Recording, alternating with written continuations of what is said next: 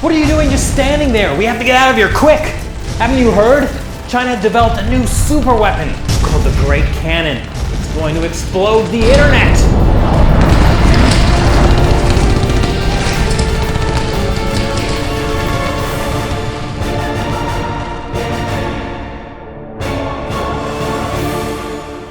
Hi, welcome to China Uncensored. I'm your host, Chris Chappell. Danger! The Chinese internet soldiers have created a huge... What's that, Shelley? Really? Oh. Sorry about that little panic, folks. It turns out the internet is not about to be blasted with some sort of death ray. I just figured since China was talking about building that giant orbital laser... Well, anyway, I've been informed that the internet isn't even a physical location you can shoot at. And here I always thought I lived inside your computer. But there is a super weapon called the Great Cannon, and it is a very real device the Chinese regime has developed to take out critical voices on the internet. It just doesn't look like an actual cannon. So, as you know, the Chinese regime keeps a tight grip on information through state-run media and something called the Great Firewall of China. It basically prevents Chinese netizens from seeing anything that might cause the formation of what's known as thoughts in the area of the body known as the brain. Doctors say that when the brain begins to form thoughts, it can result in a potentially deadly condition known as thinking. Now, there are ways to get over the Great Firewall, and there are American websites that help Chinese netizens view blocked content within China. A website like this, called GitHub, became the first known target of the Great Cannon. Last month, GitHub was suddenly flooded by web traffic and their servers crashed. This went on for about 2 weeks, and the cost to them was enormous. Here's what happened.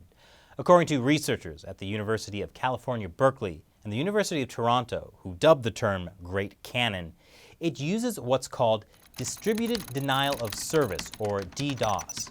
It hijacked web traffic, going to Baidu, China's largest search engine, and instead of getting the website you were using Baidu to search for, you were redirected to GitHub.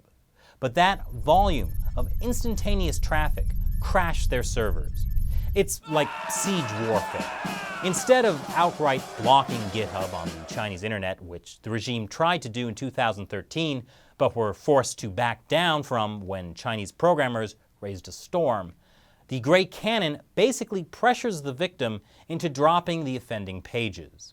In fact, now that I think about it, in January 2014, the entire Chinese internet crashed when 2/3 of all Chinese web traffic was sent to the website of Dynamic Internet Technologies, a website created by Falun Gong practitioners to help Chinese netizens break through the Great Firewall. At the time, it was blamed on a glitch in the Great Firewall, but could it have been a botched test run of the Great Cannon? Anyway, current Chinese leader Xi Jinping has been tightening the screws on the internet since he came to power in 2012. For example, making spreading rumors online an offense punishable by jail time.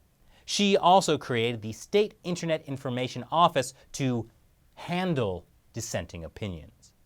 And the fact the Chinese regime is willing to sacrifice Baidu in favor of draconian censorship just shows how far they're willing to go. Baidu is China's biggest search engine, and millions in the US use it as well.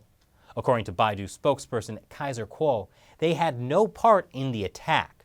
The regime just used would-be Baidu users as a weapon without their consent. So, how willing would you be to use Baidu ever again? That's going to hurt their reputation and their overseas market share.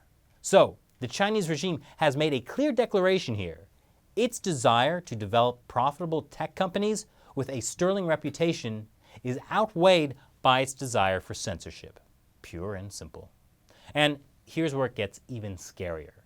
Researchers also say that with some simple modifications, the Great Cannon can be used to slave your computer to spy on anyone. Have you visited a website hosted on a Chinese computer? Have you visited a non-Chinese website that has an ad somewhere that has Chinese content? That's potentially all it takes for the Chinese regime to take control of your computer and turn it into a weapon for its own ends. So, if the Chinese regime can weaponize American computers in their battle for control over the internet, why hasn't the United States government raised more of a stint? Well, this is where things get a bit awkward. According to documents leaked by Edward Snowden, the Great Cannon is very similar to one designed by the NSA and its British counterpart, GCHQ. That makes it a bit harder for US officials to take the moral high ground. Of course, there's a difference. However you may feel about the NSA, it uses its version for targeted surveillance with the primary goal of stopping deadly terror attacks and protecting US citizens. China's Great Cannon, on the other hand, is used for hyper-aggressive censorship and restricting its own citizens' freedoms. So, for now, all I can recommend is, if you want to ensure your safety, stay away from your computer. Do not touch a computer. Do not go near a computer. It will infect you. It will infect everyone you know, everyone you love, everyone you have ever seen. What's that, Shelley? Oh, right. I've just been told that China Uncensored is, in fact, on your computer, and you should still use your computer to watch lots of China Uncensored. Apparently, it's recommended that you should not stop watching China Uncensored or bad things will happen to you. Very bad things. So, what do you think about the Great Cannon? And how will it affect how you browse the internet? Leave your comments below, and while you're at it, hit that like and subscribe button. Once again, I'm Chris Chappell. See you next time.